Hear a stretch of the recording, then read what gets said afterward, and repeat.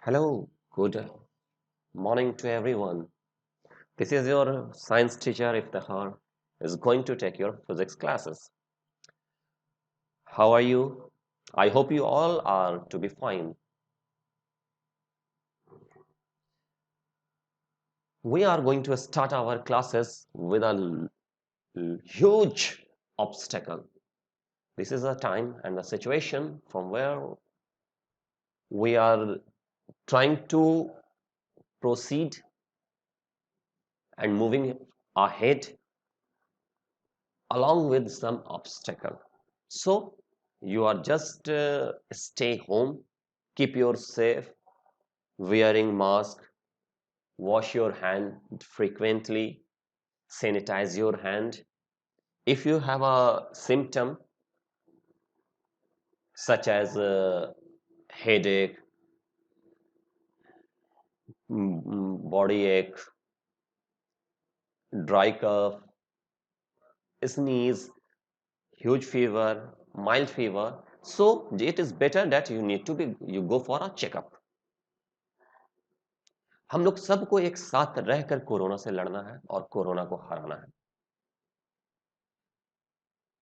ठीक है, कोई ढिलाई नहीं, इसमें कोई शर्माने की बात नहीं है कि हम शर्म आ रहे हैं, हम डर रहे हैं, हम ये कर रहे हैं, कोई मतलब नहीं है उससे। हम लोगों को सिर्फ अपने आप को प्रिवेंट रखना है और अपने आप को बचा कर रखना है ताकि हम लोग अपने आप को सेफ रख सकें। Okay, my dear student. So we have already discussed about different things about the force. अब तक हम लोगों ने ये पढ़ा कि force क्या है, what is force? So force is an external agent which has a tendency to change the state of an object from rest to motion or motion to rest. Okay, but this is your new definition. But yesterday, before yesterday, you have already studied that force is defined as to pull or push. Okay, yesterday we have discussed about that there are two types of forces. First one is balanced force and the second one is unbalanced force. Balanced force means no motion. Okay, the magnitude of two different opposite forces are equal. It means the net force will be zero. Therefore, the object cannot move. Imbalanced force, if we are talking about imbalanced force, the force है ना, whose magnitude of opposite directions are not equal. It means first force is greater than the second force and second force is greater than the first force. Maybe if the first force is greater than the second force, then the object displaced towards the second object. If the second force is greater than the first force, then the object displaced towards the force one. Okay, so yesterday we have studied about the topic that is law of motion. Laws of motion. So my dear student, as you know that there are three laws of motion. Okay, first one is uh, first one, second one and third one. Okay, so first one is that yesterday we have discussed about that any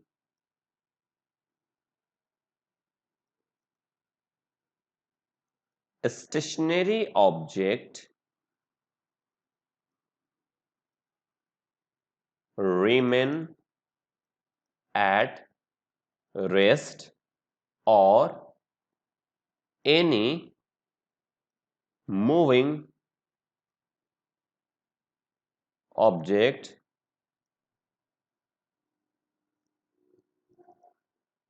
uniformly move in a straight line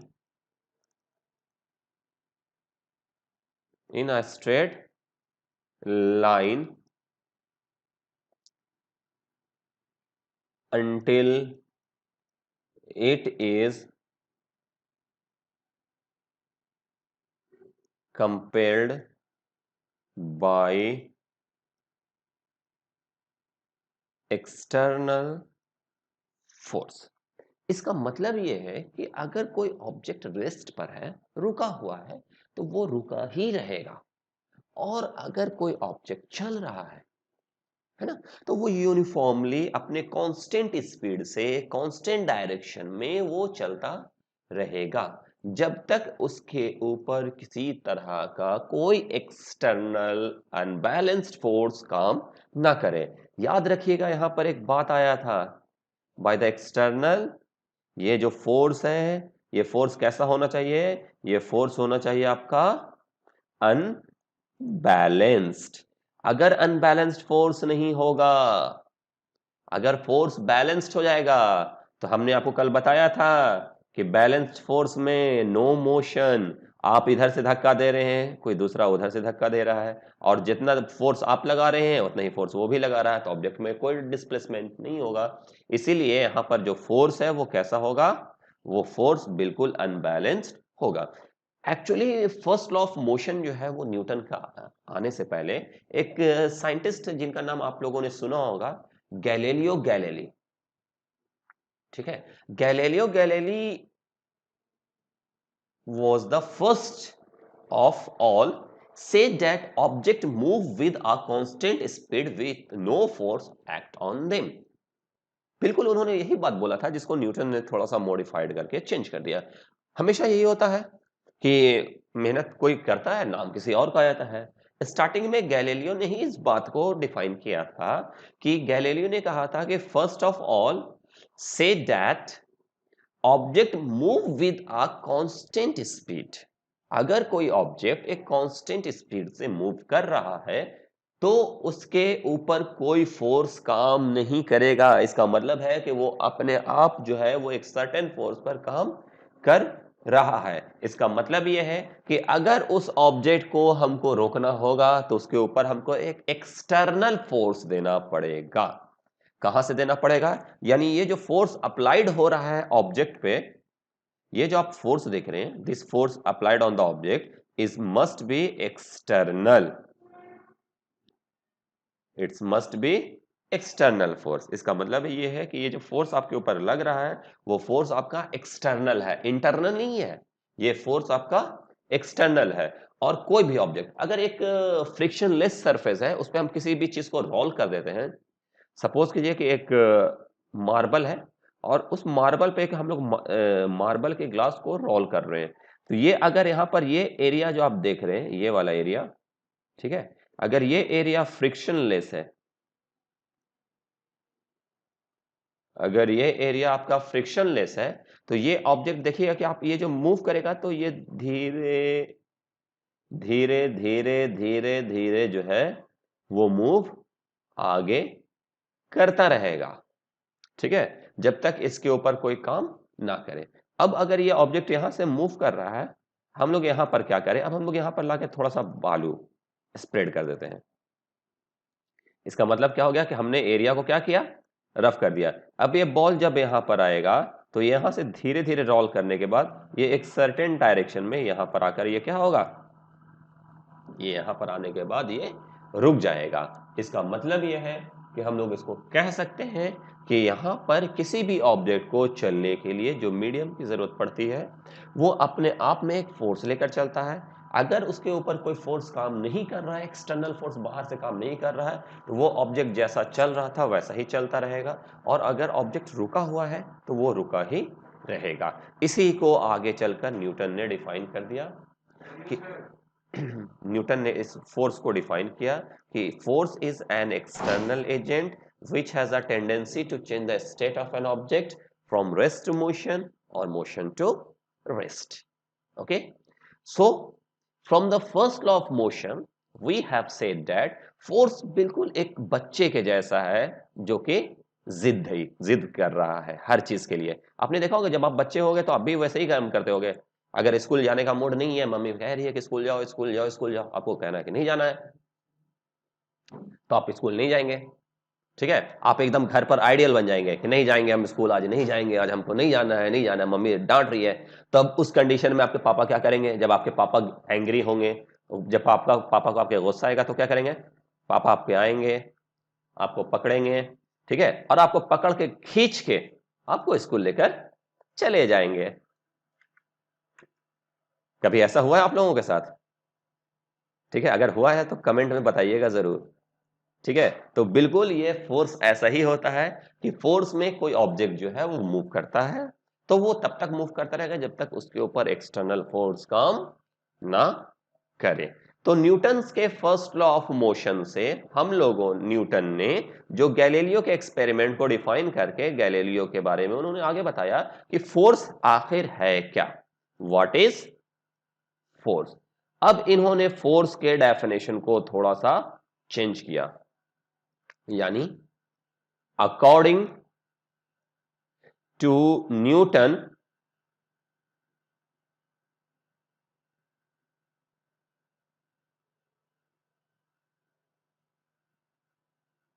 according to Newton, force is an external agent which has a tendency to change the state of an object from rest to motion,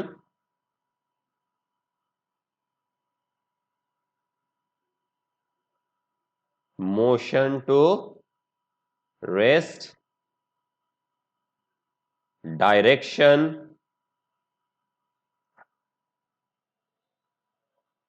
speed and shape. Okay, my dear student, as we know that force is an external agent which has a tendency to change the state of an object from rest to motion, यानी यहां पर ये है, ये rest to motion, motion to rest, direction, speed and shape। यहां पर force एक ऐसा एजेंट है जो ऑब्जेक्ट के शेप, डायरेक्शन, स्पीड, मोशन, इन सारे चीजों को चेंज कर देता है। ठीक है, तो अब तक आप लोगों को ये तो समझ में आ गया होगा कि व्हाट इज फोर्स, क्या है फोर्स, क्या है। तो force is according to Newton's first law of motion, force is an external agent which has a tendency to change the state of an object from rest to motion, motion to rest, direction, speed and shape. यानी force जो है वो change the state of motion, rest, motion, direction, speed और shape, ये सारे को वो change कर सकता है, यानी फोर्स है। ये कहां से एक्ट करता है, ये एक्ट करता है externally, not internally. It is not an internal property, it is a external property। okay, so this is the first law of motion। any object remain in the state of rest or in the uniform motion along a straight line until it is compelled by external and balanced force। है ना, कोई भी object अगर चल रहा है तो वो रेगुलर चलता रहेगा, अगर कोई ऑब्जेक्ट रुका हुआ है तो वो रुका ही रहेगा, अगर रेस्ट पे है तो वो रेस्ट में ही रहेगा, और अगर मोशन में है तो वो मोशन में ही रहेगा जब तक उसके ऊपर कोई एक्सटर्नल फोर्स काम ना करे। अब हम लोग यहाँ पर ये देख लेते हैं कि न्यूटन्स के फर्स्ट लॉ ऑफ मोशन का हमारे लाइफ में, न्यूटन के फर्स्ट लॉ ऑफ मोशन का हमारे लाइफ में क्या इंपैक्ट है। ठीक है, अ पर्सन स्टैंडिंग इन अ बस फॉल्स बैकवर्ड व्हेन बस स्टार्ट्स मूविंग सडनली। ठीक है, या इसको हम लोग इस तरह से समझते हैं, आप एक मार्बल के फ्लोर पर आप खड़े हैं, ठीक है, जिसके नीचे एक चादर बिछा हुआ है और उस बेडशीट पर आप खड़े हैं। ठीक है, अचानक कोई आए और आने के बाद वो बेडशीट को कस के खींच ले, क्या होगा। ठीक है, yes, you will get fall, आप वहां पर से गिर जाएंगे। इसका मतलब ये है कि अगर कोई भी ऑब्जेक्ट रेस्ट पे है तो वो रेस्ट पे ही रहना चाहेगा। बस पे आप लोगों ने देखा होगा कि बस चल रही है, अगर उसमें सडनली ब्रेक लगा तो आप बस में पीछे की तरफ फेंका जाते हैं, अगर बस जो है वो रुकी हुई और अचानक वो चलने लगी आप आगे की तरफ फेंका गए। तो इस कंडीशन में हम लोग कह सकते हैं कि बस जो है वो एक ऑब्जेक्ट जो है वो रेस्ट है और मोशन में वो काम करता है। इसका मतलब यह है। दूसरा है, एक एग्जांपल और देख सकते हैं। ठीक है, आप बाइक चला रहे हैं, आपका बाइक रेगुलर चलता रहेगा जब तक आप उसके ऊपर ब्रेक ना लगाएं। अगर आप ब्रेक नहीं लगा रहे हैं और आपकी बाइक की स्पीड कांस्टेंट है, तो वो बिल्कुल आपका बाइक जो है वो कांस्टेंट स्पीड से चलता चला जाएगा, जा रहा है, जा रहा है, जा रहा है, जा रहा है, जा रहा है, वो रुकने वाला ही नहीं है। इस कंडीशन में हम लोग कह सकते हैं कि वो जो ऑब्जेक्ट है वो बिल्कुल एक जैसा ही काम करता है। तो यहाँ पर हम लोगों ने न्यूटन के फर्स्ट लॉ ऑफ मोशन को पढ़ लिया। ठीक है, तो इसका मतलब ये, कैरम हम लोग खेलते हैं। ठीक है, हम लोग कैरम खेलते हैं, कैरम से स्ट्राइकर पे जो है वो कॉइन को मारा, तो कॉइन जो है वो रेस्ट पे है तो वो रेस्ट पे ही रह जाता है। तो बहुत सारा इसका ऐसा एग्जांपल होता है जो हम लोगों के लाइफ में जो है हम लोग उसको पर्टिकुलर यूज करते हैं और हम लोग उसको पर्टिकुलर समझते रहते हैं। क्लियर है? तो अब हम लोगों ने जब फोर्स के डेफिनेशन को ऑलरेडी जान लिया है, ठीक है, जब हम लोग यहाँ पे फोर्स के डेफिनेशन को हम लोग जान गए हैं, तो अब हम लोग यहाँ पर फोर्स के बारे में जान लेते हैं कि फोर्स आखिर है क्या। ठीक है, तो आपने प्रीवियस क्लास में भी पढ़ा था कि फोर्स के बारे में हम लोग जानते हैं कि it is denoted by capital F with arrow sign, मतलब ये वेक्टर क्वांटिटी है।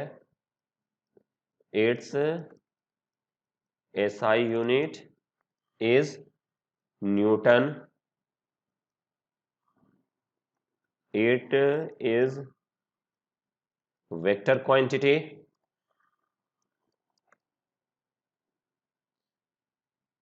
Okay, it is a vector quantity. F निकालने के लिए फॉर्मूला होता है एम इंटू ए। इसका एसआई यूनिट होता है न्यूटन। न्यूटन का मतलब होता है F is equal to M into A. अब जरा ध्यान से देखिए, फोर्स का एसआई यूनिट होता है न्यूटन, मास का एसआई यूनिट होता है केजी, एक्सेलरेशन का एसआई यूनिट होता है मीटर पर second square. It means 1 Newton को हम लोग कह सकते हैं केजी पर मीटर सेकंड स्क्वायर, यानी the amount of force. Okay, तो अगर हम लोग यहाँ पर 1 न्यूटन को डिफाइन करना हो तो हम लोग 1 न्यूटन को कैसे डिफाइन करेंगे? 1 न्यूटन को हम लोग डिफाइन कर सकते हैं कि it is a force, it is a force, है ना, which is required, which is required to move 1 kg object by the acceleration of 1 meter per second square. 1 Newton is said to be. Okay. तो from the first law of motion, ठीक है, we have a definition of force and we are going to included these things. यानी first law of motion के accordingly जो है हम लोगों को फोर्स के बारे में, इन चीज़ों के बारे में पता चलेगा कि फोर्स क्या है। यानी फोर्स का जो डेफिनेशन आया, न्यूटन ने फोर्स के जो डेफिनेशन को दिया वो फर्स्ट लॉ ऑफ मोशन के बारे में ही उन्होंने डिफाइन किया। अब फर्स्ट लॉ ऑफ मोशन के बारे में जब हम लोग ऑलरेडी इतना जान जाते हैं, तो फर्स्ट लॉ ऑफ मोशन में फोर्स के बारे में जानने के बाद हम लोगों को अभी इसमें और भी कुछ जानना है, जिसमें इसकी फर्स्ट लॉ ऑफ मोशन की जो है वो प्रॉपर्टी है। ठीक है, इसकी फर्स्ट प्रॉपर्टी का जो एक टर्म आता है वो है इनर्शिया। ठीक है, फर्स्ट लॉ ऑफ मोशन, ये एग्जामिनेशन में इनर्शिया से बहुत सारा क्वेश्चन रहता है। सो इस प्लीज इस क्वेश्चन को, इस टॉपिक को जरा ध्यान से देखेंगे। फोर्स का डेफिनेशन तो आपको मालूम हो ही क्या होगा, बट इनर्शिया का जो बेसिक कॉन्सेप्ट है वो आप लोगों को यहाँ पर काफी अच्छे ढंग से देखना पड़ेगा। तो हम लोग पहले यहाँ पे ये जान लेते हैं कि व्हाट इज इनर्शिया है क्या। देखिए, इनर्शिया यहाँ पर हम लोग कह सकते हैं बेटा कि यहाँ पर इनर्शिया बिल्कुल एक ऐसा बच्चा है जो काफी जिद्दी है। ठीक है, जो काम नहीं करना चाहता है तो वो नहीं करेगा, किसी हाल में वो काम अगर नहीं करना चाहता है तो वो काम को करने में इंटरेस्टेड नहीं होगा। अब या तो अगर हमको उसके काम को करवाना है तो या तो हमको एक्सटर्नल फोर्स, उससे ज्यादा फोर्स लगाना पड़ेगा ताकि वो अपना जो है वो काम कर सके, या अगर वो नहीं है तो वो फोर्स नहीं लगेगा। तो इसका मतलब है हम लोग यहाँ पर ये कह सकते हैं कि इनर्शिया एक ऐसा प्रॉपर्टी है ऑब्जेक्ट का, ठीक है, जिसमें ऑब्जेक्ट जो है वो अपने स्टेट को रेजिस्ट रखने की कोशिश करता है ना। It is a ability of an object in which object resist it's state. Resist मतलब रोक के रखना, रेजिस्ट इट्स स्टेट। अब इसका स्टेट आपने दो पढ़ा, या तो स्टेट ऑफ रेस्ट होगा, या स्टेट ऑफ मोशन होगा, या फिर स्टेट ऑफ डायरेक्शन होगा, ठीक है। तो हम लोग यहां पर इनर्शिया को बोल सकते हैं कि इट इज अ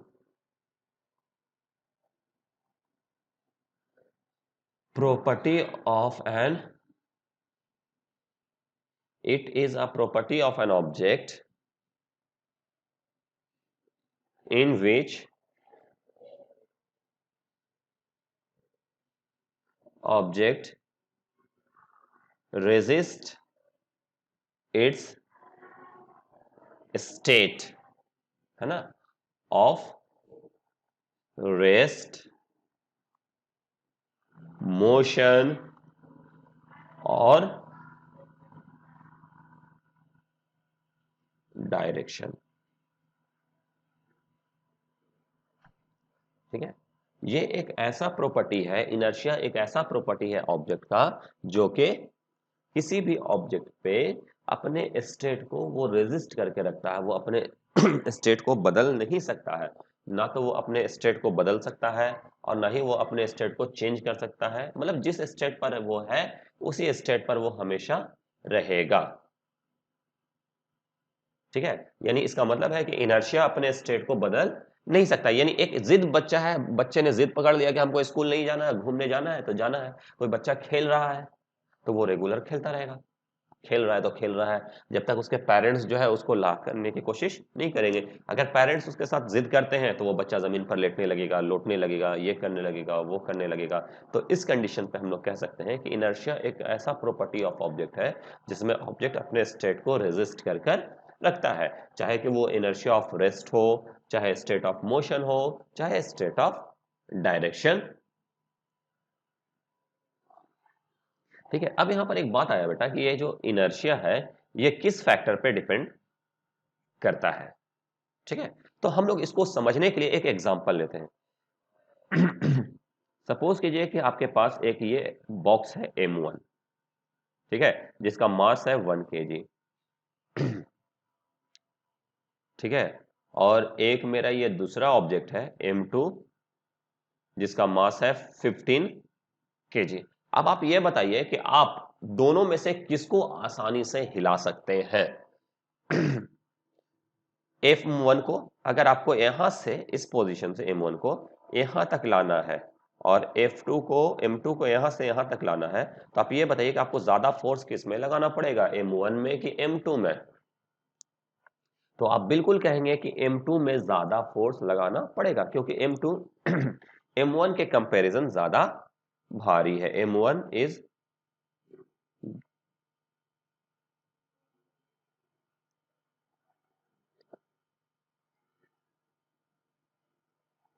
जो है वो M2 के कंपैरिजन ज्यादा हल्का है। इसका मतलब है कि M1 जो है वो मेरा इजिली मूव कर सकता है। तो इस कंडीशन में हम लोग बोल सकते हैं कि inertia of a body it depends on the mass of the object, है कि नहीं। एक साइकिल है, एक बाइक है, आप किसको ज्यादा धक्का देना पसंद करेंगे। आपके साइकिल पंचर हो गई है, आपका बाइक पंचर हो गया, आपको किसमें ज्यादा मेहनत करना पड़ेगा, सोच के जवाब दीजिए। यस, नो डाउट, बाइक का वेट ज्यादा है, मास ज्यादा है, इसलिए आपको उसको खींचने के लिए, उसके स्टेट को चेंज करने के लिए आपको ज्यादा फोर्स की जरूरत पड़ेगी, जबकि साइकिल का मास कम है, जिसको खींचने के लिए आपको उसमें कम मास लगेगा। इसका मतलब है बेटा कि इनर्शिया किसका ज्यादा होगा, it depends on mass. It means lighter object has less inertia and heavier object heavier object has more inertia.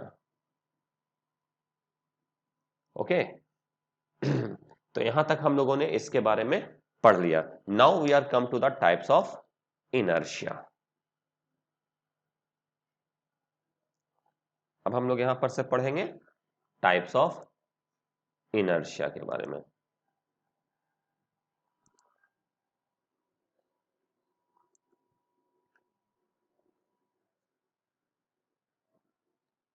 Inertia के बारे में तो हम लोगों को पता चल गया कि depends on the mass. Inertia जो है वो it depends on the mass. It means larger object have a large inertia and less object has a less inertia. Okay. Now, if we are talking about how many types of inertia, types of inertia. So, my dear students, inertia can be classified into three types. First one, inertia of mass, inertia of direction,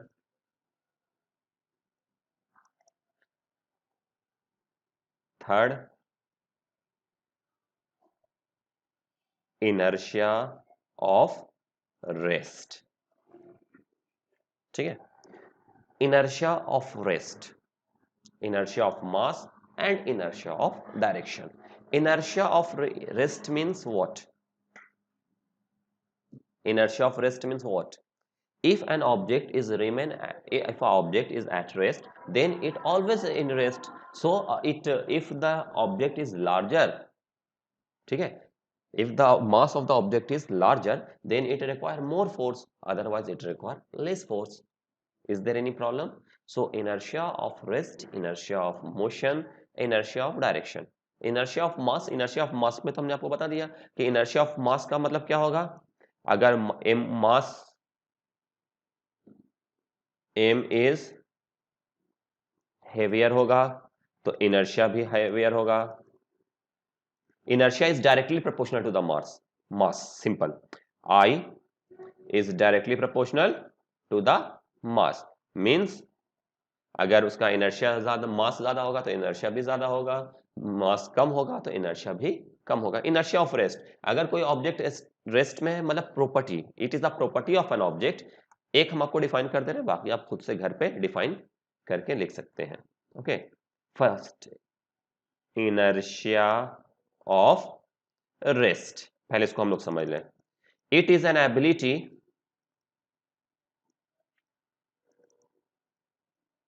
it is an ability of an object in which object resist of its state, resist of its state of rest. यानी ऐसी property जिसमें एक object जो है वो अपने state को rest पे है तो वो रेस्ट में ही बनाकर रखेगा, इसीलिए हम लोग उसको बोलते हैं इनर्शिया ऑफ रेस्ट, है ना. फॉर एग्जाम्पल आप ये देखिए, एक कारपेट है जो जिसके है, उस कारपेट को ले लें और उसके ऊपर आप एक छड़ी से बार बार उसको मारें, आप देखेंगे कि उसमें से डस्ट पार्टिकल जो है वो बाहर निकलेंगे. इसका मतलब ये है due to inertia of rest. आपने व्हीकल्स वगैरह देखा होगा कि व्हीकल्स के जो टॉप होते हैं, छत होते हैं, ठीक है, उसके ऊपर जितने भी लगेज रखे रहते हैं वो बांधे हुए होते हैं रस्सी के थ्रू. अगर वो रस्सी के थ्रू नहीं बंधे हुए हैं तो ऑब्जेक्ट बस तो मूव में है, मोशन में है, तो बस में मोशन में होने के वजह से वो सारे ऑब्जेक्ट जो है वो मोशन में होंगे. बट जैसे ही टाइम बस में ब्रेक लगेगा, वो सडनली ऑब्जेक्ट जो है वो क्या हो जाएगा, सारा ऑब्जेक्ट आपका नीचे गिर जाएगा. इसीलिए हम लोगों ने यहाँ पर इनर्शिया के बारे में पढ़ा. आपको घर से inertia of rest, inertia of direction, inertia of motion, और ये आपको डिफाइन कर लाना है. अब तक हम लोगों ने देखिए यहां तक इसको कंप्लीट कर लिया है. कैरम वाला एग्जांपल मैंने आपको बता दिया था, गैलीलियो के एक्सपेरिमेंट को भी मैंने आपको बता दिया, बैलेंस फोर्स अनबैलेंस्ड फोर्स हो गया, फर्स्ट लॉ ऑफ मोशन के थ्रू हो गया। इसमें आपका पेज नंबर आप देखें तो 118 है। 118 में आपका होमवर्क यहां पर यह है, दिस इज योर होमवर्क, ठीक है। Hope you will understand the chapter, आप समझा होगा, ठीक है। If you have any problem then you write on comment box, ठीक है। I will try to improve myself. Till then stay home, stay safe, goodbye, have a nice day, thank you.